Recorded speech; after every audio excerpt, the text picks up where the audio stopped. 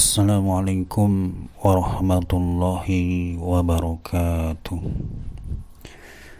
Bismillahirrahmanirrahim.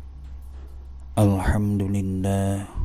Wassalatu wassalamu ala sayyidina Muhammadir Rasulillah wa ala alihi wa sahbihi wa mawala. Amma ba'd. Para pendengar yang budiman, yang dirahmati Allah, saya akan bacakan kisah Hatim Al-Asham yang belajar menuntut ilmu kepada gurunya, yaitu Syekh Shakik Al-Balkhi radhiyallahu an, selama 33 tahun. Hanya 8 masalah yang beliau pelajari.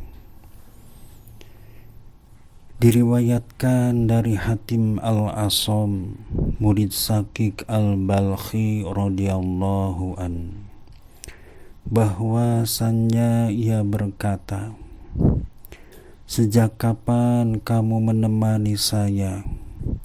Hatim menjawab, "Sejak 33 tahun." Ia bertanya, "Apakah yang kamu pelajari daripadaku di masa itu?" Ia menjawab, 8 buah masalah. Shakik berkata, "Inna lillahi wa inna ilaihi raji'un." Kami kepunyaan Allah dan kepadanyalah kami kembali. Umurku hilang bersamamu, namun kamu hanya belajar masalah. Hati menjawab, "Wahai guru, saya tidak mempelajari lainnya dan saya tidak senang untuk berdusta."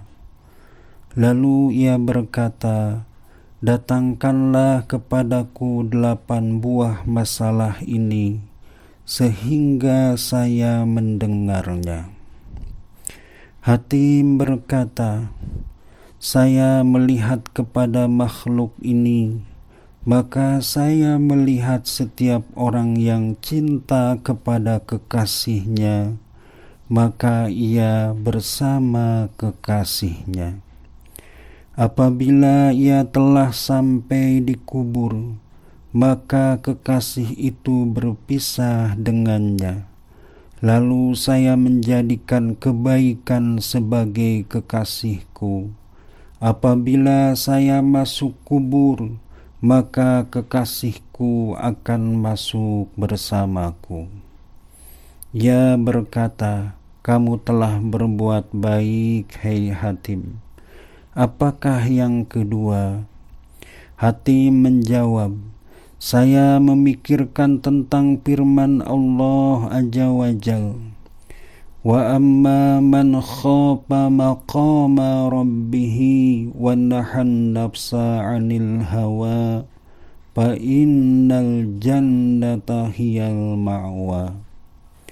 Adapun orang yang takut kepada kedudukan Tuhannya dan menahan nafsunya dari hawa keinginan nafsu, maka surgalah tempat tinggalnya. An-Nazi'at ayat 41. Maka saya mengetahui bahwa firman-Nya subhanahu wa ta'ala itulah yang benar, maka saya sungguhkan jiwaku untuk menolak hawa nafsu, sehingga saya tetap untuk taat kepada Allah Ta'ala. Yang ketiga, bahwasannya saya melihat kepada makhluk ini, lalu saya melihat setiap orang yang memiliki sesuatu, ia mempunyai nilai dan kadar yang ditinggikan dan dipeliharanya. Kemudian saya melihat kepada firman Allah Azza wa Jalla, "Ma indakum yanfadu wa ma indallahi baq." Apa yang di sisimu itu habis, sedangkan apa yang di sisi Allah itu kekal. An-Nahl ayat 96. Maka setiap kali saya memiliki sesuatu yang bernilai dan berkadar, saya hadapkan kepada Allah agar sesuatu itu kekal di sisinya lagi terpelihara. Yang keempat adalah bahwasannya saya melihat kepada makhluk ini, maka saya melihat masing-masing dari mereka itu kembali kepada harta, pangkat, kemuliaan, dan keturunan. Lalu saya memikirkan tentangnya, maka tiba-tiba padanya itu tidak ada sesuatu pun. Kemudian saya memikirkan tentang firman Allah Ta'ala, Inna akramakum indallahi atqakum. Sesungguhnya orang yang paling mulia di sisi Allah adalah orang yang paling bertakwa di antara kamu. Al-Hujurat ayat 13. Maka saya mengamalkan tentang takwa sehingga saya menjadi orang yang mulia di sisi Allah. Yang kelima adalah bahwasannya saya melihat kepada makhluk ini, di mana sebahagian mereka mencela kepada sebahagian yang lain, dan sebahagian mereka mengutuk sebahagian yang lain. Pokok seluruhnya ini adalah kedengkian. Kemudian saya melihat kepada firman Allah Ta'ala, Nahnu qasamna bainahum ma'isatahum fil hayatid dunya. Kami bagi di antara mereka akan kehidupan mereka di dalam kehidupan dunia. Az-Zukhruf ayat 32. Maka saya meninggalkan dengki, saya menjauhi makhluk, dan saya tahu bahwa bagian itu dari sisi Allah Ta'ala. Maka saya meninggalkan permusuhan dengan makhluk. Yang keenam adalah saya melihat kepada makhluk ini, di mana sebahagian mereka zalim kepada sebahagian yang lain, dan sebahagian mereka memerangi sebahagian yang lain. Maka saya kembali kepada firman Allah Azza wa Jal, Inna syaitana lakum aduwwun fattakhidhuhu aduwwa. Sesungguhnya setan itu musuh bagimu, maka jadikanlah ia sebagai musuh. Fatir ayat 6. Maka saya memusuhi setan itu sendiri, dan saya bersungguh-sungguh dalam keberhati-hatianku terhadapnya karena Allah Ta'ala bersaksi bahwasanya setan itu musuh saya. Maka saya tinggalkan permusuhan dengan makhluk selain setan. Yang ketujuh adalah saya melihat kepada makhluk ini, lalu saya melihat masing-masing seseorang dari mereka mencari serpihan dunia, harta, benda dunia ini. Untuk itu ia hinakan dirinya, dan ia masuki sesuatu yang tidak halal baginya.